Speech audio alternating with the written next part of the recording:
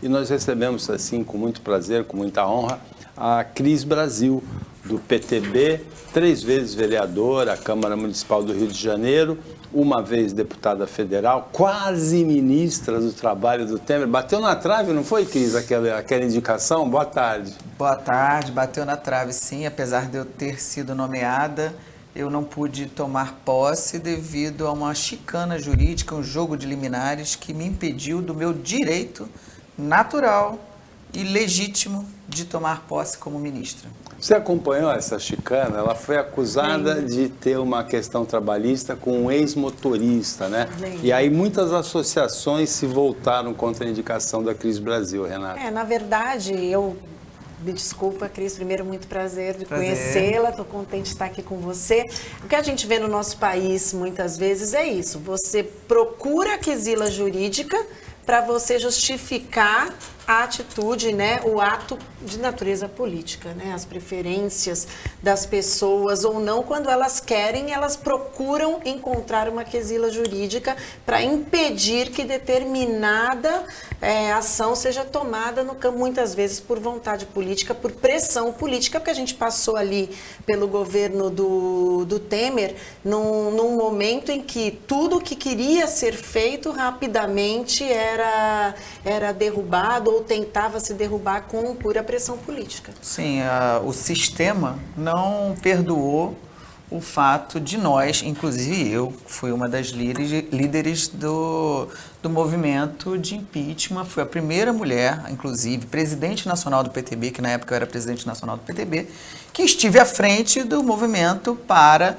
que a Dilma fosse retirada da presidência pelos processos de pedaladas fiscais. Então, eu tive à frente disso e a resposta do sistema, para mim, foi essa perseguição, não só a mim, como também ao meu partido, cujo relator do impeachment foi o nosso líder, na época, o Jovair Arantes. Então, só daí foi uma perseguição incalculável. A Cris Brasil, ela é pré-candidata ao Senado, daqui a pouco a gente conversa sobre isso, pelo PTB do Rio. Mas a Renata se referiu a isso, a gente cria quesila jurídica com outra finalidade. E nessa semana teve uma interessante, o MDB faz a convenção hoje, e um filiado de Alagoas, aliado do Renan Calheiros, Raul Caju, né? Raul Caju? Raul Caju. Ele entrou na justiça, no TSE, pedindo a anulação da convenção, porque a plataforma escolhida para se votar não garantia o sigilo do eleitor, segundo ele, que está previsto no Estatuto. Mas o mais interessante é que o Renan Calheiros, aliado dele, assumiu que não é isso, não quer que seja candidata a Simone Tebet, né? Isso é, infelizmente, bastante comum na política, os motivos que estão subjacentes a uma questão não serem revelados, né? No caso do PMDB não apoiar a candidata escolhida pelo partido, no caso, por exemplo, do próprio partido do presidente não ter uma posição fechada com relação ao próprio presidente e muito menos com relação ao Tarcísio, o próprio Republicanos também, que tem dentro do partido movimentos contrários ao Bolsonaro, são demonstrações de que esses partidos não estão completamente alinhados ideologicamente com um segmento conservador de direita. Eles ainda estão num processo de encontrar aí uma ideologia para seguir. O PTB não. O PTB fez o dever de casa, modificou seu estatuto e fez a vinculação de seus filiados e parlamentares ao estatuto partidário. Pela primeira vez, o eleitor que escolher o PTB saberá exatamente quais são as diretrizes partidárias. É só entrar na internet, no site do PTB Nacional, baixar o nosso estatuto, que nas primeiras páginas, toda essa questão das nossas defesas incontestes de Deus, pátria, família, vida, que inclusive nós somos o único partido hoje que defende a vida desde a concepção até a morte natural no estatuto, e liberdade, são os principais pontos basilares da nossa defesa ideológica. É esse tipo de quizila que você se referiu, não é, Renata? Tem uma finalidade, mas entra na justiça com outra, né? Sim, no caso específico do MDB, o que está acontecendo ali na prática é que tem uma ala que quer caminhar junto com o PSDB, com outros partidos para apoiar o Lula para presidente. E está havendo toda essa sabotagem, essa narrativa, para que você hoje em dia questionar uma assembleia feita de forma virtual é quase sem chance alguma. Nós tivemos aqui em Santos, depois que veio a pandemia, nós tivemos que nos adaptar prontamente a esse novo modelo. Você questionar um ato desse por conta de ele ser feito virtual ou não cola mais no Brasil. Nós tivemos aqui em Santos em relação à nossa obra, você lembra do emissário submarino, e a nossa... No caso, a audiência pública, que também tinha sido questionada por ter sido virtual, ela foi prontamente aceita pelo judiciário. No caso, isso o Fachin já indeferiu a liminar e a Assembleia vai acontecer. O presidente do TSE indeferiu. Só uma retificação, é Hugo Vanderlei Caju, não é Raul Caju, o autor da proposição.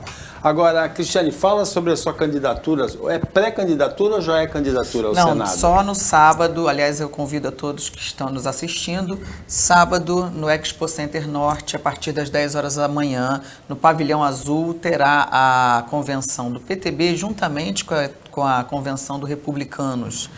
E, na ocasião, estarão presentes figuras nacionais, como o próprio presidente Bolsonaro, que já anunciou sua presença, e o Tarcísio, que é o nosso candidato ao governo. E o PTB resolveu fazer junto com o Republicanos para que todos estivéssemos ali reunidos para recepcionar o presidente Bolsonaro. Eu sou pré-candidata ao Senado por São Paulo, fui escolhida pela executiva do partido, pela minha experiência, pelo fato de eu ter tido já 3 mandatos como vereadora, ter sido nomeada ministra também, então já conheço bastante, ter sido deputada federal, presidente nacional de partido, ter uma experiência político-partidária já de mais de 20 anos e tal, e estar à disposição do Estado de São Paulo e do povo brasileiro para defender os interesses patrióticos, conservadores de todos nós. Agora, Cris Brasil, por que São Paulo? Porque a gente percebe que muitos políticos de outros estados disputam eleições para São Paulo. Você tem 5 eleições no Rio, 2 de deputado federal, uma eleita, deputado, 3 de vereador. Não, são 4 mandatos que eu completei. 4 mandatos, né? 1 de deputado e 3 de vereador. Isso. E agora disputa por São Paulo. É a mesma coisa do Tarcísio, que é carioca também, mas... A mesma coisa do Eduardo Bolsonaro, que está em São Paulo, a mesma coisa do Lula, que era do Nordeste, que veio por São Paulo. Isso? Mas é normal, isso é natural. O Sérgio Moro tentou por aqui, mas né? é diferente, sabe por quê? Porque eu moro aqui já tem 1 ano e meio. Você mora Eu não aqui. vim com a intenção de ser candidata, na verdade. Eu vim fazer meu mestrado aqui, processo penal na PUC, fazer cinema, que eu adoro. A melhor escola de cinema é aqui em São Paulo também, a Academia Internacional de Cinema. Mas eu acabei ajudando o partido aqui, porque o grupo que entrou no PTB, em que pese sejam pessoas incríveis, vocacionadas, o Facuri está fazendo um trabalho excepcional como presidente estadual. Essa questão político-partidária, que é o dia a dia do partido, é montar chapa, é não sei o quê. Eles não têm essa experiência. E eu já fui tudo. Você nasceu fazendo isso? Eu nasci fazendo isso, gente. Eu já faço isso a vida inteira. Conheço como é que é convenção, como é que é chapa, como é que é administração partidária. Então, fui ajudar meu partido. Acabei vindo para a política novamente, numa missão que eu acho muito importante, que é o Senado, que é o grande freio para os desígnios, como diria assim, ditatoriais, digamos assim, do Supremo Tribunal Federal, por exemplo. E como é que você vê a eleição geral polarizada? Você acha que ainda tem espaço para uma outra candidatura ou você vê resumida mesmo a Bolsonaro e Lula? Não, eu acho que não tem espaço para ninguém. Esquece. A Simone Tebet, que é uma mulher candidata, ela nesse lançamento, ela veio com uma plataforma bonita, né? Economia verde, agenda social, e ela fala também em governo afetivo. Ciro Gomes também tem 9%, né? Você acha que não decola? Não decola, não vão conseguir nessa candidatura, nessa legislatura, eles não vão conseguir decolar com uma candidatura mais alternativa a essa polarização, não. Quem sabe aí na próxima, mas nessa aí esquece. Renata, você acha que a Simone Tebet, com o governo afetivo, pode convencer as mulheres a mudar essa polarização? Não. Eu acho que ela pode convencer as mulheres com esse discurso firme dela, né, de posicionamento, independentemente da ideologia que você tenha ou da sua posição política. O que eu admiro nas mulheres é isso, é justamente você ter este convencimento, esse poder de, através da palavra, expressar aquilo que realmente você conhece e aquilo que você entende. Aquilo que, como ela disse aqui, eu nasci fazendo isso. Então, eu acho que é isso que talvez seja o diferencial para convencer as mulheres a votarem nela. Né? Eu admiro as mulheres nesse sentido, que elas têm esse dom de realmente repassar com segurança aquilo que elas acreditam.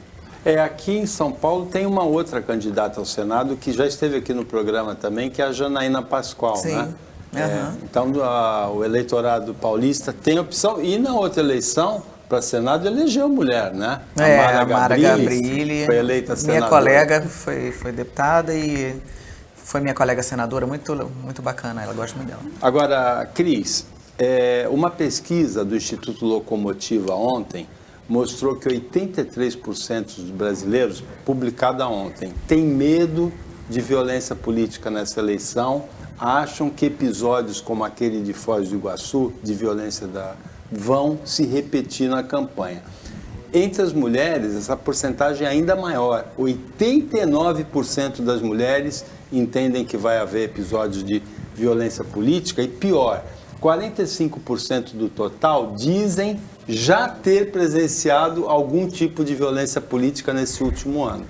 A única coisa que eu acho importante nessa história é dizer que bom que as pessoas estão falando sobre isso. Violência política, ela é ruim em todos os aspectos, porque não se falava disso há tempos atrás, era uma coisa que ficava meio velada e as pessoas não comentavam. Que bom que estão se falando sobre violência política, mas ela, de uma certa forma, ela sempre aconteceu e é inerente à política, porque é uma disputa, não é um joguinho de damas para se conquistar o poder, tá? É uma disputa.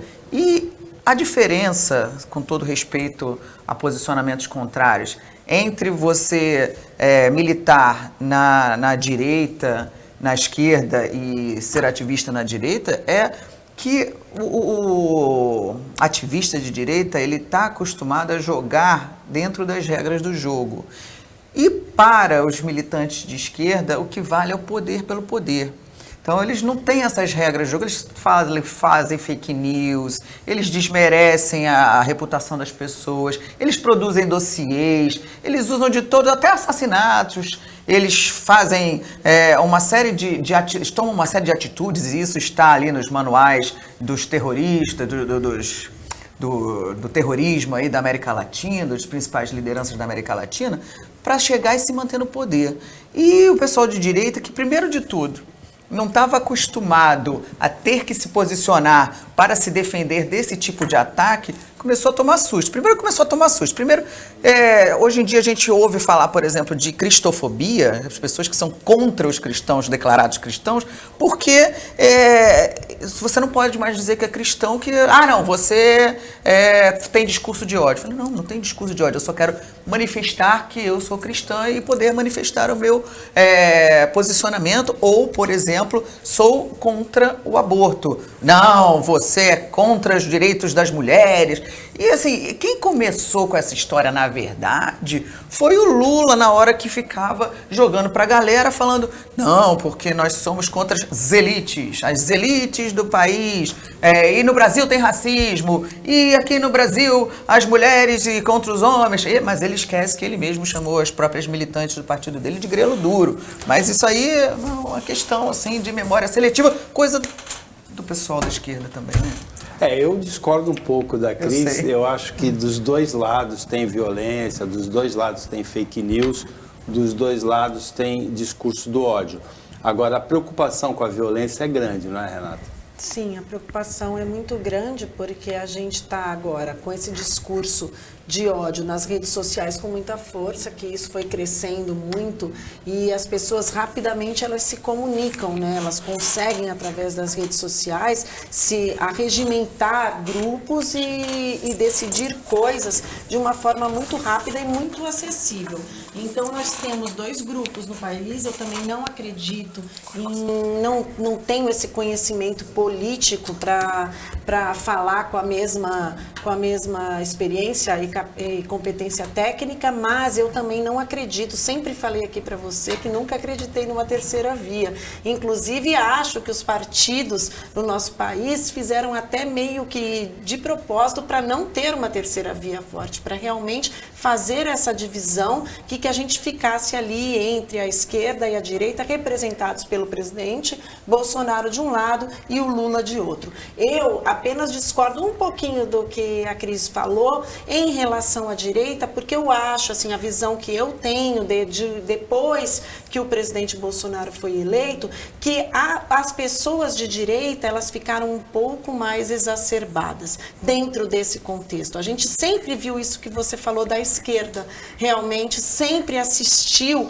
o PT fazer muita firula com tudo que acontecia, porque independentemente da sua posição, da do Paulo ou da minha em relação ao aborto, uma mulher dizer que é contra o aborto não significa que ela seja contra as mulheres. Ah, barbaridade. Eu tenho essa plena consciência disso, mas não é todo mundo que tem, não. Hoje, se você é contra o aborto, você é bolsonarista. Se você é a favor do aborto, você é petista. E por aí vai, né? Em todos os aspectos humanos que a gente lida, né? Das relações de gênero, das relações, das convicções religiosas, em qualquer aspecto. Assim como aquele que é cristão, não é obrigatoriamente de direita. Mas o que eu sinto, né? Do momento atual do país é que as pessoas elas estão exacerbadas independentemente do lado em que elas estejam, e as pessoas de direita talvez levadas um pouco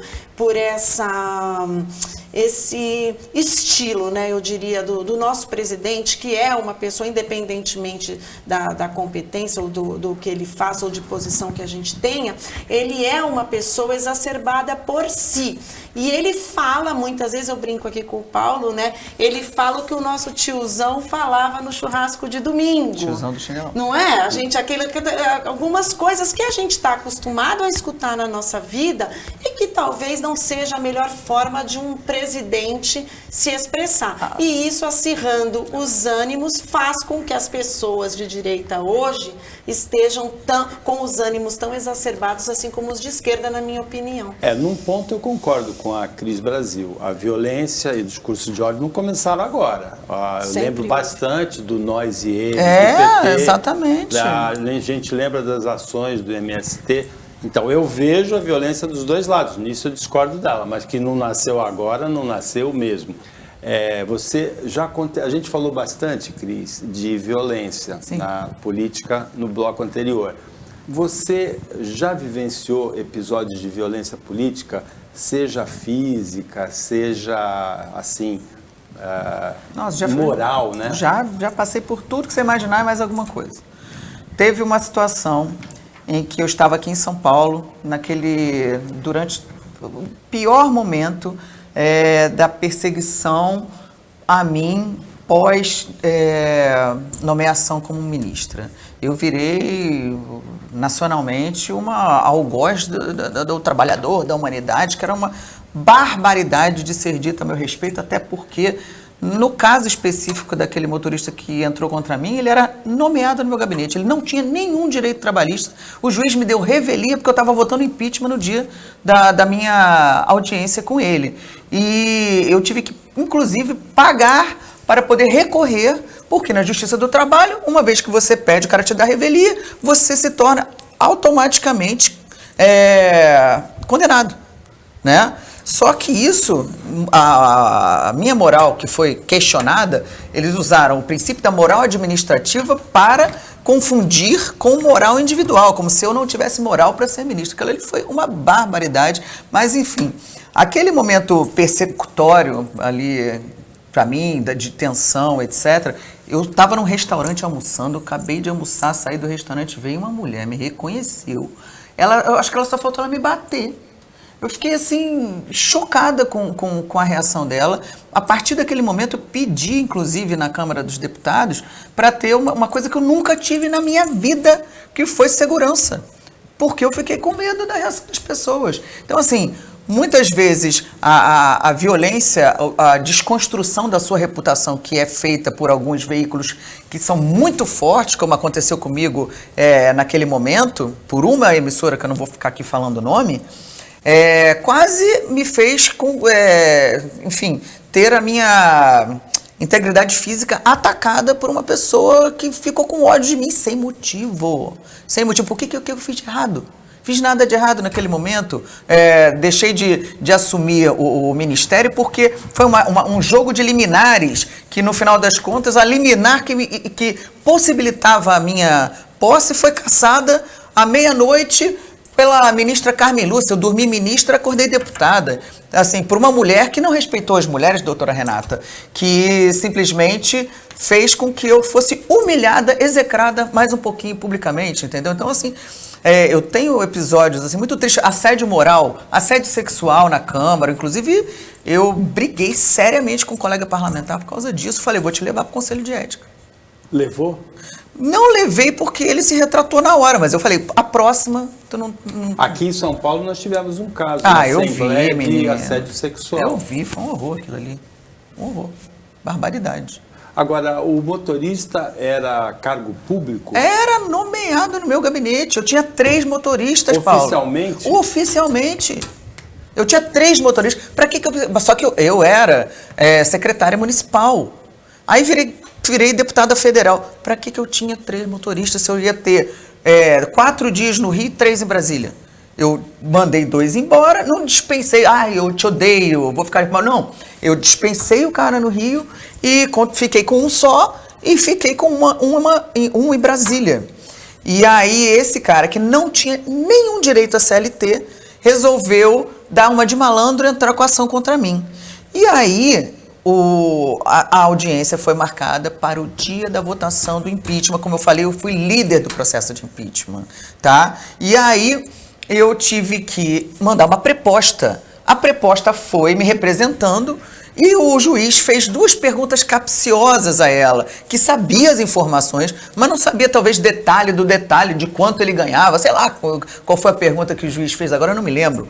Mas ele gritou com ela, basta! A senhora que está representando, a representada não se fez presente, vou dar revelia. Tirou a minha defesa do processo, tá? Falou, desentranhe-se os autos, doutora. Desentranhe-se os autos, tirou a possibilidade de defesa. Eu não acreditei. Explica pra gente, desentranhe seus autos, Renata. Desentranha excluir aquela peça do processo. Minha defesa!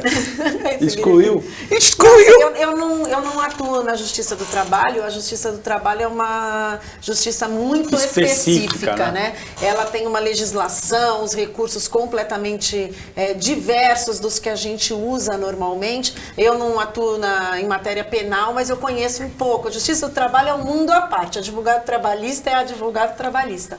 Mas, assim, partindo do pressuposto de tudo que a Cris está contando, houve aí uma série de atos, né, que a prejudicaram nesse processo, e como a gente falou, você usa a quesila jurídica para prejudicar politicamente a pessoa. Agora, eu só não entendo como isso, chegando ao Supremo, ela conseguiu ser objeto de uma liminar para impedir uma nomeação. Né? Porque tinha sido aprovado no STJ e teve um recurso ao Supremo, e a ministra Carmen Lúcia era presidente do Supremo na época. Era, exatamente. À meia-noite. Agora, tem um outro episódio polêmico. Eu não sou muito de rede social, então pelas redes sociais eu não teria ficado sabendo disso. Mas saiu uma foto sua na época na revista Veja, e na revista eu vi num barco com 4 amigos, e todo mundo ficou bravo, até seu pai brigou com você, não foi por causa dessa foto? Cara, aquilo ali foi um episódio à parte. Eu estava em Angra dos Reis. Foi pós-polêmica do Ministério, né? Não, foi contemporânea. Foi ali ao mesmo tempo da polêmica. Você lembra que saiu na Veja? Não, foi muito mais do que isso. Eu estava em Angra, eu fui para Angra porque eu estava muito estressado, eu estava assim, no limite do estresse.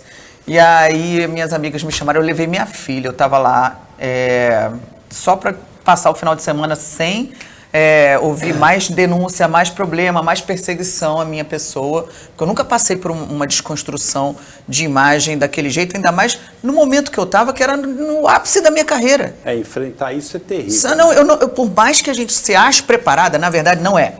E a gente é ser humano, a gente também tem sentimento, e eu fiquei muito mal. Então eu falei, vou tirar esse final de semana só para descansar. Encontrei 4 amigos meus com as esposas e filhos numa lancha, 3 lanchas da minha. Eles falaram, vem aqui, fui lá falar com eles. Aí todos os empresários, todos solidários ao meu problema. Quem não tem problema com justiça do trabalho, nós somos empresários, temos um monte de processo. A gente queria gravar um vídeo para te apoiar nesse sentido. Eu falei, gente, olha só, vocês são meus amigos. Mas vamos, qualquer coisa que a gente gravar aqui, espera eu tomar posse e depois a gente divulga isso. Aí um deles, que foi o que gravou, foi lá e mandou num grupo de WhatsApp. Aquela história.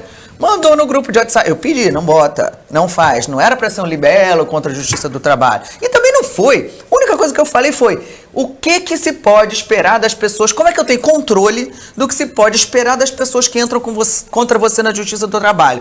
Esse motorista, por exemplo, não tinha direito. Entrou e o juiz deu. E aí? E eu tive que pagar.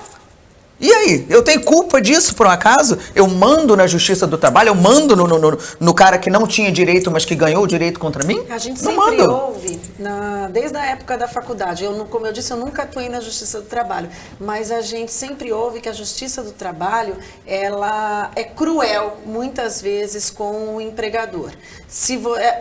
O ônus da prova é totalmente ao contrário, né? Enquanto na justiça comum, você entra com qualquer ação, eu tenho que entrar com as provas sobre aquilo do que eu alego, na justiça do trabalho é quase que uma inversão disso.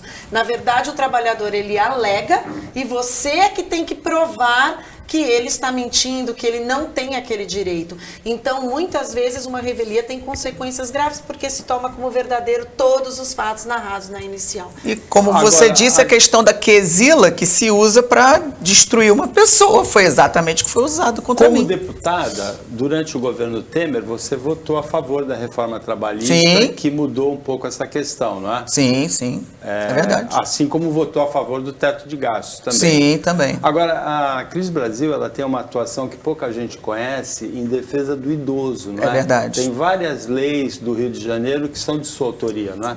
Não só leis, a Comissão do Idoso da Câmara de Vereadores, quem criou fui eu. Eu exigi que a Câmara tivesse. Isso é em meu benefício. Essa semana mudaram o nome, né? Agora é pessoa idosa, não pode. Essa questão de... Aprovaram a lei no Congresso agora para mudar o Estatuto do Idoso, ele agora será o Estatuto da Pessoa Idosa. Agora, se isso mudar alguma coisa, ok. Essa semana, um projeto, o autor de um projeto em Santos, de um curso que não é para o idoso, é para 60 a mais. Fica mais simpático. Eu adoro essas expressões que são criadas assim para levantar o astral e a autoestima do idoso. Eu acho que tudo que for feito para reinserir essa parcela que não para de crescer da nossa sociedade de volta como um cidadão de plenos direitos, capaz de não só cuidar da sua própria vida com autonomia, independência e mais do que isso, fazer uma rede social, uma rede de amigos, é bem feito, é maravilhoso e tem que ser feito. Eu cuidei de quase metade da população idosa na época que eu era secretário dos idosos do Rio de Janeiro. Foi graças ao projeto que eu criei lá no Rio, as academias nas praças para a terceira idade, que os idosos voltaram a fazer atividade física em massa lá no Rio de Janeiro. Eu criei um monte de projeto, mas esse foi o que ficou mais marcante. Tinha uma secretaria só do idoso. Era pequenininha, enxutinha, mas eu fazia parceria com todo mundo, fazia com a saúde me adorava, porque tudo que eles não conseguiam fazer de promoção da saúde eu fazia na Secretaria do Idoso, e como eles eram um gigantão, um elefante branco lá, que para você ter uma licitação, ter um projeto, tinha que fazer em 10 mil departamentos, Conselho Comunitário de Saúde, aí eles falavam, Cris, faz esse aqui, a gente te apoia, a gente divide com você o custo, e a gente fazia tanta ação. Foi uma fase assim maravilhosa na minha vida, porque trabalhar com idoso é muito gostoso. Bom, nós chegamos ao final do Opinião 2.0. Foi um prazer receber você aqui, Cris. Boa sorte aí na continuidade da carreira política. E a gente espera que você lute por uma política nacional de educação, uma Também. política nacional de habitação, uma política nacional de segurança pública. O que você quer falar para se despedir da telespectadora e do telespectador da TV Cultura Litoral? Em primeiro lugar, agradecer a vocês pelo convite, tá, Paulo? Renata, um prazer te conhecer. Muito legal saber que nós temos aqui uma procuradora do município mulher e é muito importante que as mulheres continuem ascendendo a posições importantes como a sua. E dizer para vocês que estão nos assistindo, ó, caso você esteja na posição de escolher um representante para o Senado e, enfim, pense com muita cautela, porque é importantíssimo que nós tenhamos pessoas que vão defender de verdade o direito do brasileiro, do trabalhador e da maioria do povo, e não a ficar ali se defendendo e usando o Senado para barrar atividades que não são as devidas atividades, por exemplo, de determinados ministros do Supremo que se arvoraram do direito de tomar decisões políticas, o que não é da vontade do povo brasileiro. Cris, obrigado pela participação, boa sorte de novo na carreira política, na continuidade da carreira. A gente agradece também a participação da Renata, o trabalho da equipe técnica de jornalismo e principalmente a você que acompanhou a gente mais essa edição. Até amanhã, nesse mesmo horário de 12:45, um pouquinho depois da meia-noite na reapresentação, e uma ótima quarta-feira para você que você merece.